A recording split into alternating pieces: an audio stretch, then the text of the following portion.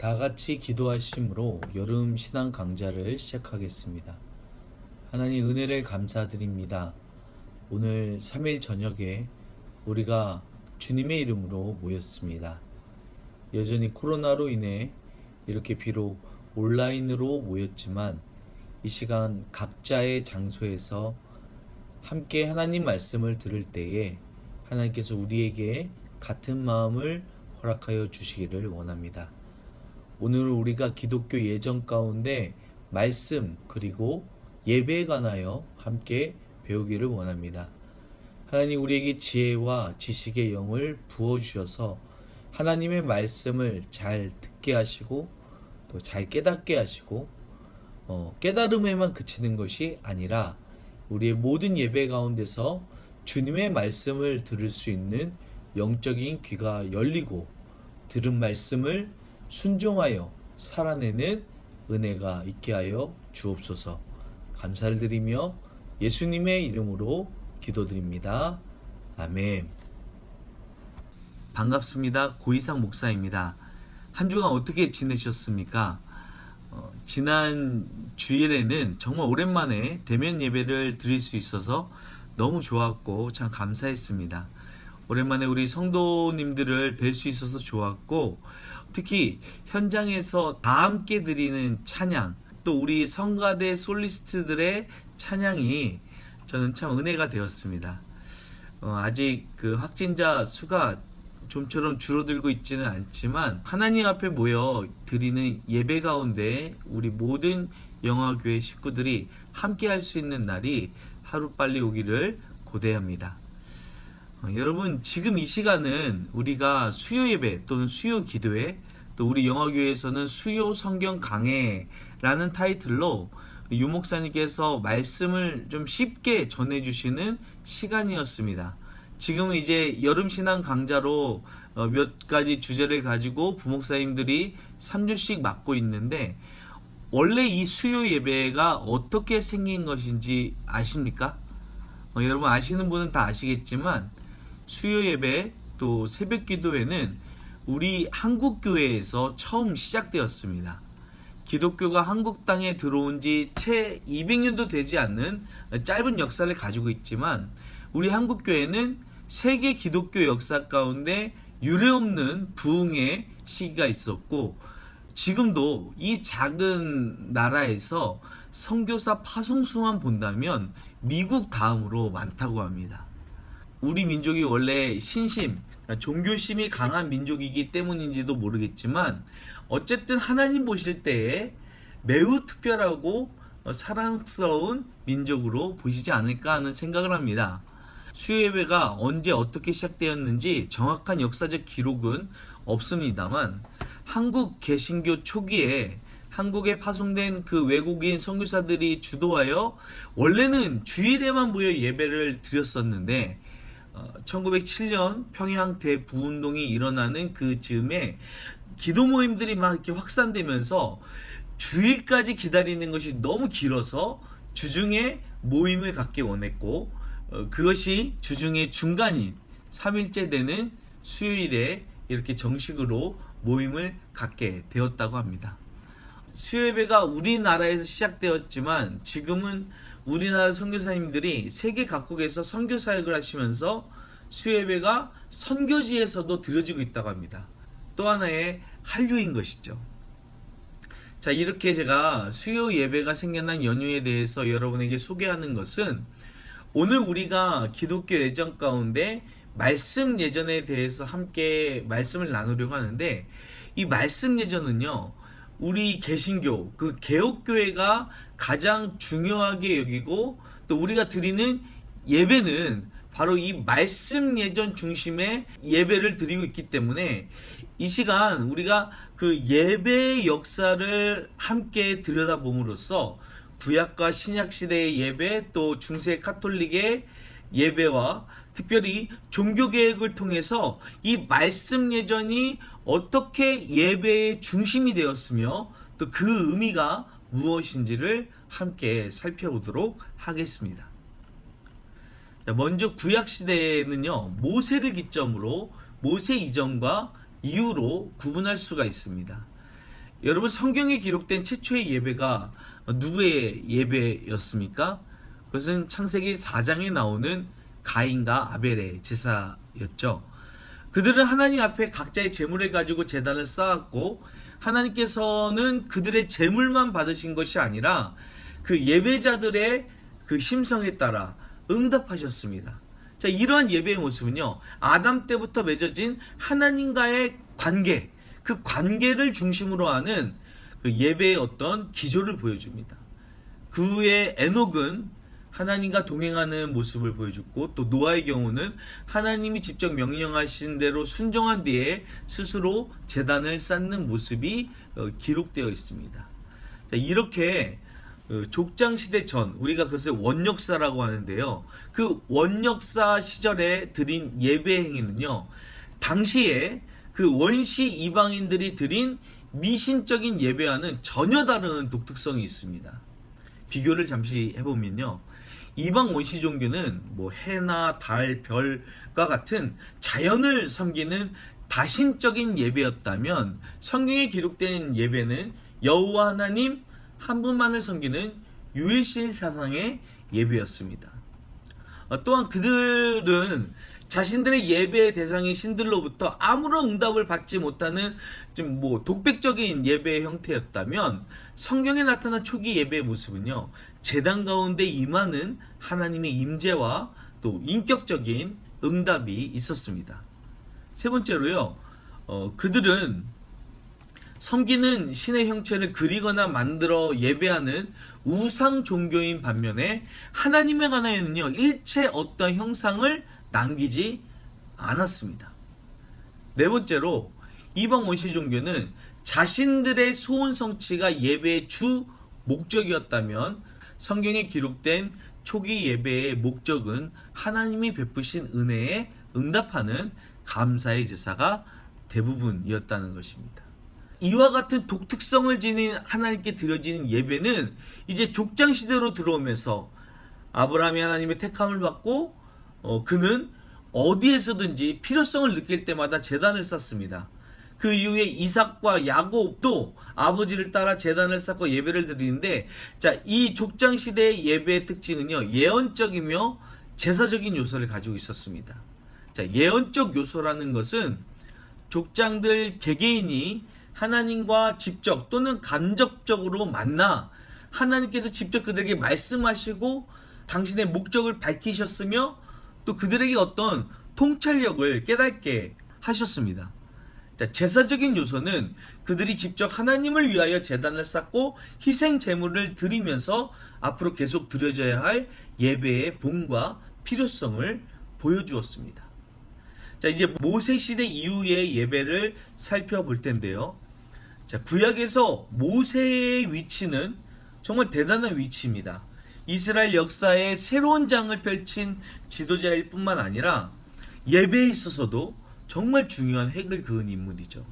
자, 그가 율법서에 기록하면서 하나님 앞에 드려야 할 예전의 구체적인 내용을 하나님의 명령으로 기록하였습니다. 출애굽기와 레위기에 기록된 그 예전의 절차는요, 여태까지 이방 종교로 오염되었던 그 예배의 형태를 종식시키고 완전 새로운 질서를 세운 것이었습니다. 또 모세는 예언자로서 하나님을 대면하고 또 그 말씀을 받아 전달하는 말씀의 운반자이기도 했습니다. 또한 광야의 40년을 통하여 철저한 예배 훈련을 시켰던 지도자였습니다. 자, 그러나 그런 모세를 통해 하나님의 이끄심을 받은 이스라엘 백성은 하나님께서 약속하신 대로 가나안 땅에 들어갔습니다. 그런데 그 가나안 땅에 들어간 후에 그 땅에 토착 종교를 접하게 되면서 하나님을 버리게 되죠. 바알과 하나님을 동일시하고 하나님께 드리던 예배와 의식을 바알에게 돌리는 심각한 죄를 범하게 됩니다. 자, 그런 시기가 계속 이어져 오다가 이스라엘의 2대 왕이었던 다윗의 때에 이르러 다시 하나님을 섬기는 예배 회복의 운동이 전개되게 됩니다. 모세 시대에 제정되었던 그 성막 예배는 솔로몬의 성전이 완공되었을 때 성전 예배로서 그 극치를 이루게 됩니다. 이 시기의 예배에 있어서 몇 가지 중요한 변화가 있는데요. 십계명이 담긴 법궤를 예루살렘 성전 안으로 모시게 되었고요. 성전을 진설병과 황금 등대를 비롯한 여러 가지 화려한 기구들로 장식하였습니다. 또 찬송과 함께 수금과 나팔 같은 악기를 사용하여 하나님께 찬양드렸고, 또 예배의 참여자들이 11조를 비롯한 각종 제물을 드렸습니다. 자, 이러한 성전 예배는 솔로몬 말기부터는 점점 타락하여서 형식화되기 시작했고, 많은 예언자들이 지적했던 것처럼 아무리 많은 희생 제물을 가지고 하나님 앞에 나온다 할지라도 하나님은 그것을 원하시지 않으시며, 하나님이 요구하시는 것은 오직 공의를 행하며 인자를 사랑하며 겸손히 하나님과 함께 행하는 것이 예배의 본질임을 밝히고 있습니다. 자, 이러한 이스라엘 민족 가운데 허물어져간 그 예전과 또 신앙의 본질을 되살려야 한다는 결의를 보이면서 이 개혁 운동을 한 인물들이 바로 우리 지난 주일에 우리 목사님께서 설교하셨던 요시야 왕과 또 에레미야 그리고 에스겔 같은 이들이었습니다. 자, 그럼에도 불구하고 결국 남유다는 바벨론에 의해 멸망하고 포로로 끌려갔고, 하나님께서 선지자를 통해 말씀하신 대로 70년 동안 바벨론의 포로 생활을 하게 됩니다. 그리고 70년이 지난 주전 444년에 느헤미야의 인솔 아래 바벨론 포로 생활로부터 귀환을 하게 됩니다. 자, 바벨론 포로 당시 그곳에서 형식을 갖추지 못한 채 임시적으로 드렸던 회당 예배에 대해 이제 포로 귀환 후에 새로운 정비가 불가피했고요. 또 제 기능을 발휘하지 못했던 제사장의 임무도 또 율법을 가르치는 일로부터 시작하여서 성실한 이행을 요구하였습니다. 근데 여기서 우리 한 가지 꼭 짚고 넘어가야 할 중요한 것이 바로 이 회당 예배인데, 포로 기간 중에 유대인들은 예루살렘 성전으로 돌아가지 못하는 상황에서 회당에 모여서 나라를 잃은 슬픔을 함께하며 성전 예배를 대체하는 회당 예배를 갖게 되었습니다. 자, 이 회당 예배의 강조점은요, 성경을 읽고, 여기서 말하는 이 성경은 모세오경이나 율법서일 것입니다. 그 성경을 읽고 해석하는 일이었습니다. 자, 말씀 전에 모두가 일어서서 축원 또는 기도를 했고, 말씀이 봉독되는 시간도 역시 일어서서 하나님께 대한 지극한 경외감을 표시했습니다. 자, 이 예배에서는요, 동물을 제단에 바치는 의식이 이제 점차 약화되었고, 하나님의 말씀이 모든 예배자들의 참여 속에 경청되어 이해를 가져오는 차원으로 발전되게 되었습니다. 자, 이 해당 예배의 특징을 다시 한번 요약한다면요, 제사장이 주관하였던 성전 예배 대신 랍비들이 주관하는 예배였고요. 또 예배의 내용이 희생 제물을 중심으로 한 것이 아니라 말씀 중심으로 이어졌고요. 엄격했던 성전 예배의 분위기가 아니라 자유로운 장소와 모습 가운데서 드려지는 예배였고, 성전 예배를 회복하고자 하는 다짐과 함께 어떤 한이 어린 그 예배의 분위기였고요.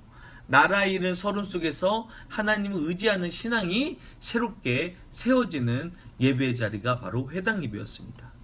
자, 그런데 이러한 그 새로운 면모의 예배가 우리 기독교 예배의 어떤 요람적인 성격을 갖게 되었고, 오늘 우리 개혁교회가 갖고 있는 말씀 중심의 예배의 전승적인 근원이 되었다는 것입니다. 자, 이제 신약시대로 넘어와서 예수님께서는 어떠한 예배를 드리셨고 또 예배를 어떻게 가르치셨을까요? 예수님께서 가장 먼저 선포하신 복음의 말씀은 회개하라 천국이 가까이 왔다라는 말씀을 선포하시면서 회개 운동을 전개하셨습니다. 또 요한복음 4장에 나오는 수가성의 여인과의 대화를 통해서 예수님은 영과 진리로 드려야 하는 예배를 강조하셨습니다. 그러나 예수님께서 성전 예배를 부정하시거나 또 회당 예배를 거부했던 일은 없습니다. 오히려 성전 예배를 부패시키는 무리들을 향하여 채찍을 든 사건을 비롯해서 성전 예배의 여러 절기들을 직접 지키셨고, 또 예수님 사역의 절정인 십자가를 지시기 위해 예루살렘 성으로 올라가신 것은요, 예수님께서 성전 예배에 대한 관심이 분명히 있으셨다는 것을 우리가 알 수 있습니다. 또한 예수님의 그 공생의 사역의 대부분을 갈릴리 지역에서 보내셨는데, 그곳에서 회당을 규칙적으로 둘러보시며 말씀을 가르치신 일들을 우리는 복음서를 통해 자주 볼 수가 있습니다. 그렇기 때문에 우리는 예수님이 구약 예배의 단절자가 아니라 완성자라고 볼 수 있는 것입니다. 예수님은 율법과 선지자들의 강령이라 하신 하나님을 사랑하고 이웃을 내 몸같이 사랑하라는 계명을 가장 큰 계명이라 말씀하시면서 하나님 사랑으로 나타나는 예배의 중요성과 또 이웃 사랑으로 나타나는 그 윤리 실천의 중요성을 함께 강조하셨습니다. 자, 예수님 이후의 사도들 역시 성전을 중심으로 하나님을 찬양하며 예배 행위를 계속했습니다. 오순절 사건 이후에도 그들은 성전을 중심으로 하여 모이기에 힘썼고, 하나님을 향하여 찬미와 기도하면서 성전을 그들의 활동의 근거지로 삼고 있는 것을 사도행전을 통해 볼 수 있습니다. 또 예루살렘 밖에 흩어져 있는 유대인들은요, 그들이 모이는 회당을 가지고 있었는데, 예수님께서도 또 사도들도 이 회당을 예배의 처소로 계속 사용했고, 그곳을 유대인과의 접촉 장소로 이용하셨습니다. 자, 그러나 이 사도들이 주도했던 그 초대교회 예배 활동은요, 유대교의 핍박 속에서 진행되었기 때문에 예배 예전의 정립이 좀 어려운 시기였습니다. 그래서 이때 예배의 성격은 복음 전파의 장으로서 좀 불가피하게 비예전적인 예배 형태가 지속될 수밖에 없는 상황이기도 했습니다. 그러나 그러는 가운데서도 이 신약 성경 곳곳에 기록되어 있고, 또 몇몇 초기 기독교 문헌 가운데서 분명히 알 수 있는 것은 당시 예배의 형태가 이 말씀 예전과 성찬 예전을 중심으로 자리 잡혀 가고 있었다는 것입니다. 자, 이제 주 313년에 로마 콘스탄틴 대제의 밀라노 칙령으로, 자, 그동안은 숨어서 신앙생활하던 그리스도인들이 지상으로 나오게 되고, 이제는 이들을 위해 대형 예배당이 건축되어지고 교회의 어떤 형태와 조직이 갖추게 되기 시작합니다. 그러나 이렇게 급격하게 변화된 예배의 조건들로 인해 예배는 외적인 형식과 의식을 강조하는 방향으로 나아가게 되었고, 기독교가 로마의 국교가 되면서 부작용들이 슬슬 나오기 시작했습니다. 자, 예배 현장 안에 곳곳에 어떤 신비적인 요소와 미신적인 형태가 스며들었는데, 특히 주님께서 제정하신 성만찬 예전은 극적인 신비의 현상으로 그릇 이해되는 결과를 가져오게 되었고, 마치 구약의 제사 제도로 되돌아가는 느낌을 주게 되었습니다. 더욱이 이 마리아 숭배를 비롯해서 수많은 성자와 유물 숭배 사상이 나타나면서 교회가 더욱 타락하게 되었습니다.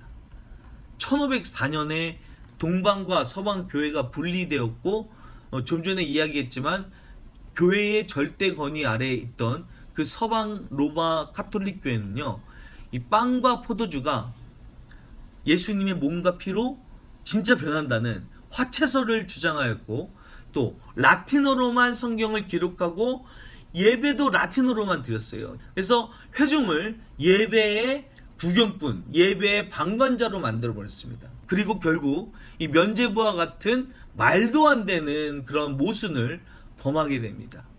그래서 윌리엄 맥스웰이라는 신학자가 예배의 발전과 그 형태라는 그의 그 저서에서 종교개혁과 예배의 상관관계를 이렇게 이야기하고 있습니다. 16세기 초 서방교회에서 집례된 성찬은 하나의 연극적인 장면이었다. 그것은 성찬으로서보다는 화채의 기적으로 절정을 이루었고, 순수치 못한 미신적 경배 속에 행하여졌다. 미사는 알지 못하는 언어 속에서 행해져 청취를 불능케 했고 설교는 무덤 속으로 퇴락되었으며 대부분 교구 신부들은 설교를 하기에는 너무 무식하였다. 성경 말씀이 봉독되어져야 할 부분은 성자들의 생활담과 전설로 채워졌고 성경은 예배자들의 모국어로 전달되지 않았다. 그리고 미사의 헌금과 면죄부의 구입은 성직 매매와 착취의 근원이 되었다. 그러기에 종교개혁은 시급하고도 필연적인 것이었다. 자, 이러한 배경 아래서 종교개혁이 일어나게 되는 것입니다. 자, 어쩌면 이제 지금부터 나누는 이야기가 오늘의 주제인 말씀 예전과 직접적으로 관계가 있는 부분이고, 이 말씀 예전이 회복되는 과정이 바로 종교개혁의 열매라 할 수 있습니다. 대표적인 종교개혁가 하면 여러분 누가 생각나십니까? 루터, 칼빈, 또 찌빙글리, 존 낙스 정도 들 수 있을 것입니다. 자, 그 중에서도 루터가 이 종교개혁의 선발 주자였죠. 루터는 이 땅에 복음으로 나타나신 그리스도이신 예수님을 믿는 믿음에 의해서만 구원을 받게 된다는 주장과 함께 개혁의 횃불을 들었습니다. 또 칼빈은 초대교회가 살았던 그대로 성도들이 성경에 입각한 삶을 지속해야 한다는 입장에서 말씀 중심의 교회로의 새 출발을 선언하였습니다. 이들 외에도 당시에 여러 종교 개혁가들이 등장하였는데, 자, 그들이 가지고 있는 어떤 공통 분모들이 있었던 반면에 서로 견해를 달리했던 쟁점들로 인해 지금 개혁교회가 지금과 같이 여러 교단으로 나뉘게 되는 원인입니다. 먼저 그들이 입장을 같이 했던 부분을 살펴본다면 크게 5가지로 요약을 할 수가 있습니다. 첫 번째는 이 로마 교회가 성찬 예전만을 고집하는 미사를 반대하는데 이 개혁자들이 노선을 함께 하였습니다. 자, 지금도 카톨릭 교회의 예배를 우리가 미사라고 하지 않습니까? 그 미사는 원래 순수한 성찬 성례만 갖는 예전이었습니다. 그러나 이 말씀이 없는 성찬 성례전의 예배 현장은 그 모습이 이미 문제성을 가지고 있는 것입니다.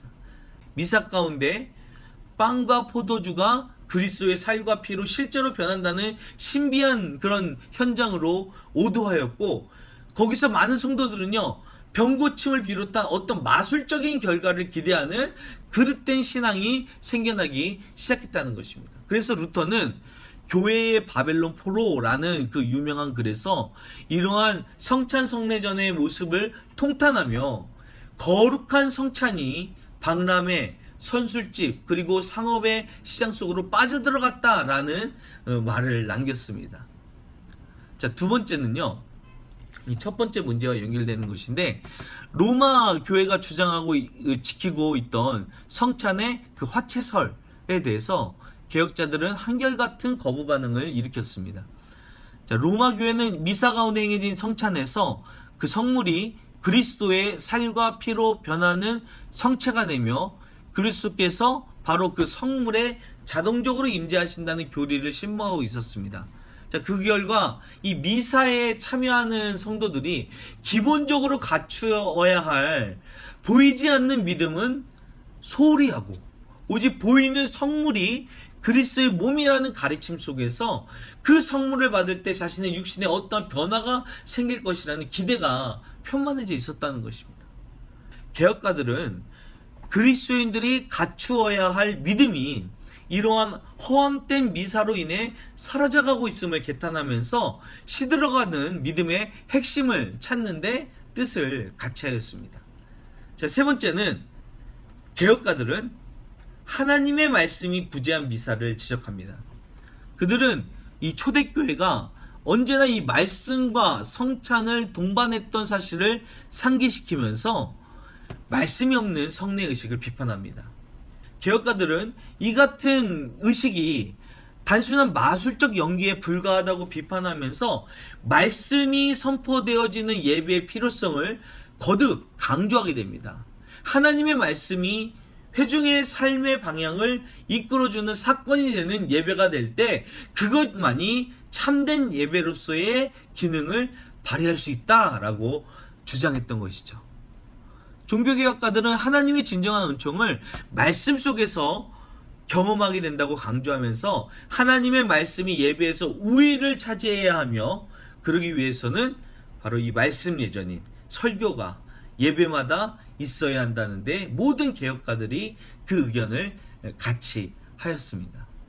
네 번째는 모든 예배는 예배를 드리는 사람들이 사용하는 모국어로 집례되어야 한다는데 의견을 같이 했습니다. 자, 중세교회는요, 회중이 어떤 언어권에 속한 어족인가 하는 것을 전혀 고려하지 않고요, 오직 라틴어로만 사용하는 모순을 계속 반복하고 있었습니다. 칼빈은 이처럼 알지 못하는 언어로 집례되는 미사를 가리켜 마술사들의 주문만 외워지는 곳이라고 혹평하기도 했습니다.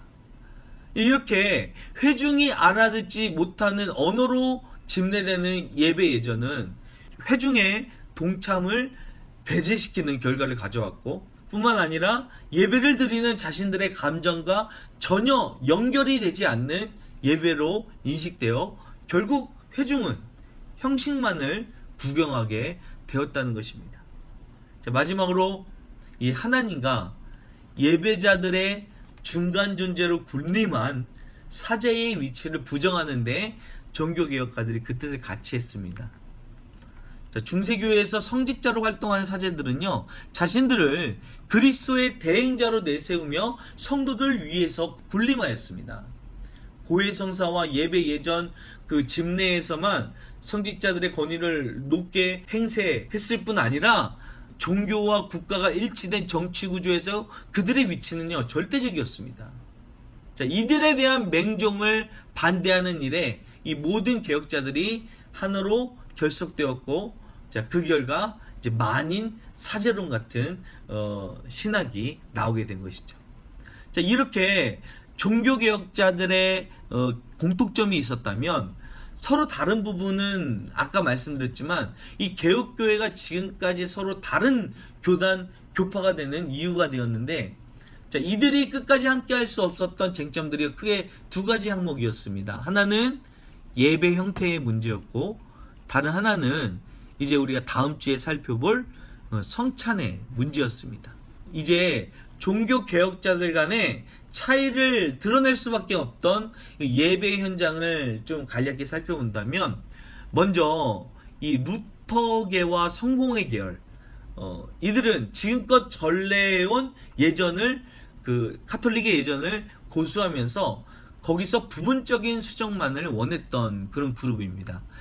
이들은 당시 드려져 왔던 그 미사의 형태나 내용에 대한 큰 변화를 원하지 않았고, 단지 미사 속에서 자신들이 사용하는 언어로 말씀을 선포하고 성례전을 집례하는 것으로 1차적인 만족을 얻으려 했습니다.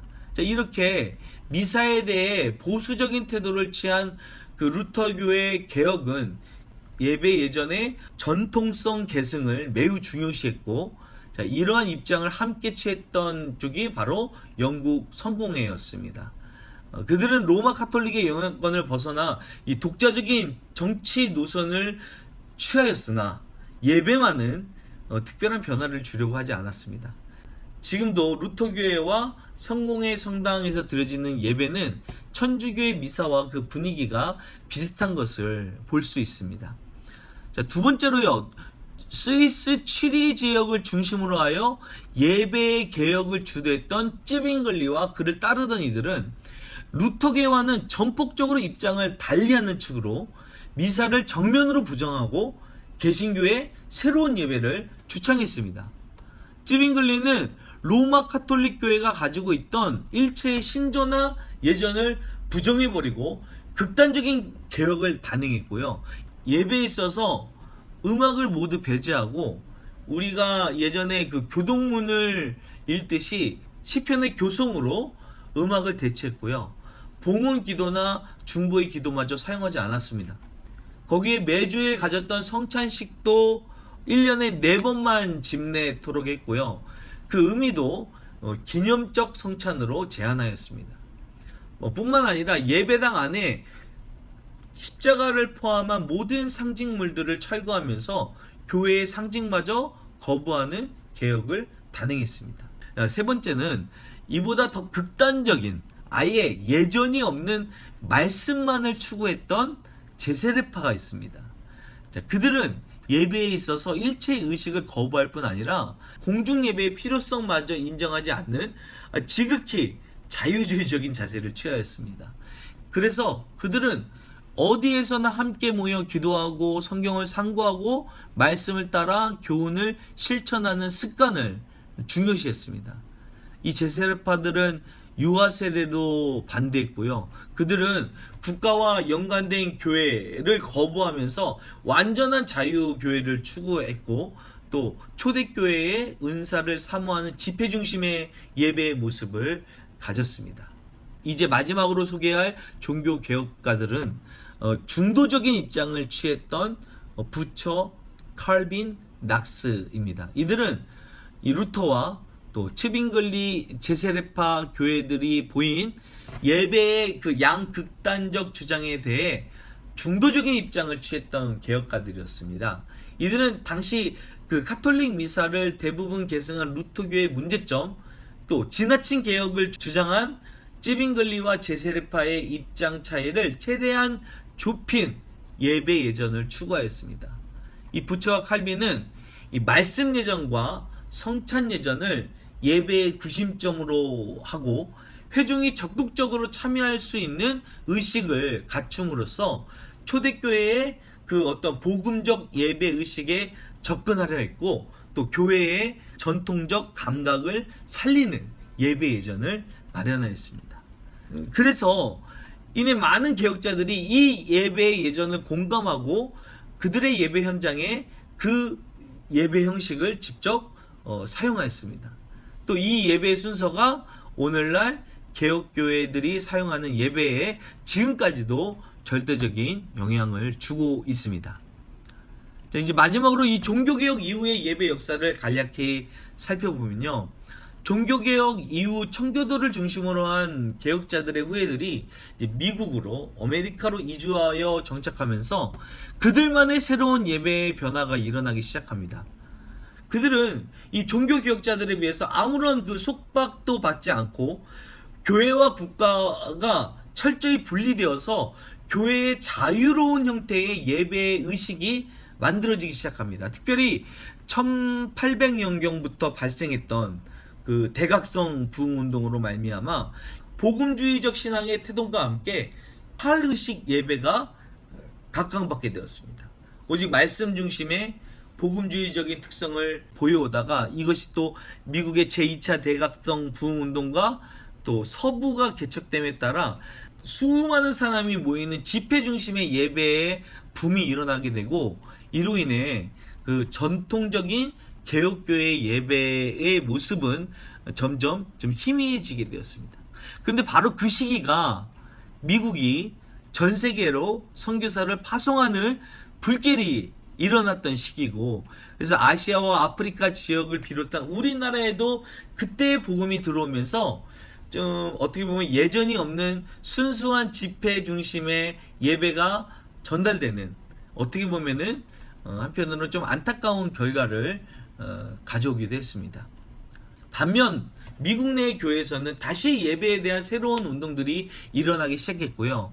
1855년에 장로교의 예배의식이라는 책이 발간되고, 또 그 이후에 또 종교개혁가들이 사용했던 그 예배의식을 담은 예식서들이 널리 이렇게 반포되면서 예배 회복 운동에 많은 관심과 변화를 가져오게 되었고, 각 교회마다 자신들의 예배를 돌아보게 되었고, 또 어떤 예배당 안의 구조나 또 성직자의 역할에 대해서도 새로운 각도로 주시하게 되었습니다. 자, 이제 세계 교회 대열의 선도에 선 우리 한국교회도 이러한 새로운 변화의 기류에 합류하여서 예배에 대한 많은 새로운 이해와 또 회복을 모색하고 있습니다. 앞선 이야기를 종합하여 보면 우리 개신교, 개혁교회의 전통의 중심은요, 예배 가운데 바로 이 말씀 예전에 있습니다. 자, 중세 로마 카톨릭의 그 어떤 형식에 치우친 의식에 가려서 빛을 보지 못했던 그 암흑기에 종교개혁가들로 말미암아 예배자들의 언어로 말씀이 선포되어졌습니다. 이 말씀의 예전이 새로운 생명의 양식이 되어서 수많은 영혼들을 일깨웠고 계속해서 설교 중심의 말씀 중심의 교회가 활기를 찾고 그것이 부흥하게 된 것입니다. 이것은 단순히 이 로마 카톨릭으로부터 잘못된 것들을 새롭게 만들어내고 변형시킨 것이 아니라요, 초기 기독교 예배의 원형의 회복이었고 그것의 형태의 기원은 바벨론 포로기부터 시작된 회당 예배이지만 그것은 말씀으로 세상을 창조하신 하나님께서 우리에게 그 생명의 말씀을 들려주시는 통로로 예배 가운데서 우리에게 계속 말씀을 들려주셨다는 것입니다. 여러분, 지금 우리는 어떻게 보면은 이 말씀의 홍수 속에 살아가고 있습니다. TV를 틀면, 유튜브를 열면 언제 어디서든지 원하는 말씀을 들을 수 있습니다. 그러나 이 말씀의 예전이라 하면요, 예배 가운데 주시는 말씀입니다. 예배를 통해 하나님 앞에 우리가 섰을 때에 나에게 들려주시는 하나님의 말씀이기에 여타 다른 설교를 듣는 것과는 다른 차원인 것입니다. 우리 믿음의 선배들이신 종교개혁가들이 때로는 목숨을 바쳐가며 어렵게 다시 회복해 놓은 이 말씀의 예전에 대해 우리는 오늘 함께 배웠습니다. 지금 우리의 예배의 모습은 어떠합니까? 우리가 흔히 초대교회 예배로 돌아가자라고 이야기합니다. 그것은 단순히 뜨거운 열정이 넘치는 예배만을 가리키는 것이 아니라 살아계신 하나님의 말씀이 들려지고 또 예수님께서 제정하여 기념하라 하신 은혜로운 성만찬을 통해 하나님의 은총이 부어지는 예배인 것입니다. 예배 가운데 또 말씀의 예전을 통해 그 하나님의 말씀이 나에게 임할 때 그 말씀 앞에 우리는 과연 어떻게 반응해야 할까요? 말씀 앞에서 나의 완악한 모습을 발견하고 또 그 말씀으로 그 굳어진 나의 마음을 깨뜨리고 또 말씀으로 다시 새롭게 빚어지는 그 은혜가 우리 예배 가운데, 말씀 가운데 우리에게 임하게 될 줄 믿습니다. 모든 예배의 순간마다 그러한 하나님의 말씀을 듣는 우리 영화교회의 모든 성도 되시기를 예수님의 이름으로 축원합니다. 기도하시겠습니다. 하나님, 은혜를 감사합니다. 오늘 우리가 성경에 기록된 예배의 모습과 또 기독교 역사 가운데 예배의 모습들을 함께 살펴보았습니다. 태초에 말씀으로 천지를 지으신 하나님께서 예배를 통해 우리를 만나주시고 우리에게 말씀하여 주십니다. 하나님, 우리 모든 예배 가운데서 하나님의 음성을 들을 수 있기를 원합니다. 주님의 말씀으로 우리가 새로워지기를 원합니다. 하나님, 이 어려운 시기 가운데 우리가 더욱더 하나님께 예배하는 시간을 사모하게 하시고 하나님의 말씀을 듣는 기회를 소중히 여기게 하여 주옵소서. 하나님, 말씀 앞에 선 자들을 눈동자와 같이 보호하여 주시고 우리가 말씀의 증인들로 살아갈 수 있는 복을 허락하여 주시옵소서. 돌아오는 주일에 함께 만날 때까지 우리가 영적으로 깨어서 하나님과 동행하는 기쁨과 감사의 삶을 살게 하여 주옵소서. 감사를 드리며 예수님의 이름으로 기도드립니다. 아멘. 주기도문으로 마치겠습니다. 하늘에 계신 우리 아버지, 아버지의 이름을 거룩하게 하시며 아버지의 나라가 오게 하시며 아버지의 뜻이 하늘에서와 같이 땅에서도 이루어지게 하소서. 오늘 우리에게 일용할 양식을 주시고 우리가 우리에게 잘못한 사람을 용서하여 준 것 같이 우리 죄를 용서하여 주시고 우리를 시험에 빠지지 않게 하시고 악에서 구하소서. 나라와 권능과 영광이 영원히 아버지의 것입니다. 아멘.